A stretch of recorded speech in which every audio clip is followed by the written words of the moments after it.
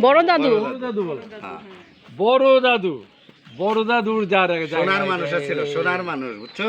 এরকম আমাদের এই শোন এ মনীষী ছিল তো। হ্যাঁ মনীষী ছিল, কামেল ছিল। তুমি জানো না কামেল ছিল, মানে সবাই দিলে তো কামেল কয়। তোর মনে আছে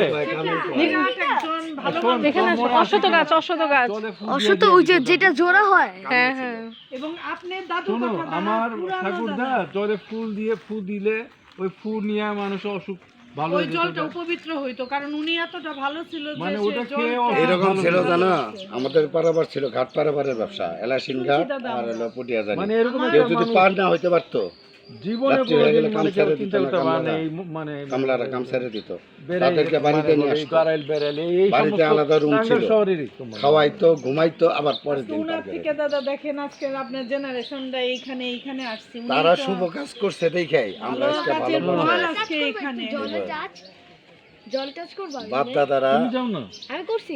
ও নাহলে তো ঠিক আছে বাবা বাপ দাদারা ভালো কাজ করছে দেখে আমরা ভালো আছি। নাহলে তো আমি জীবনের প্রথম মানে শ্মশানে আসলাম, আমি বাইরে থেকে দেখছি।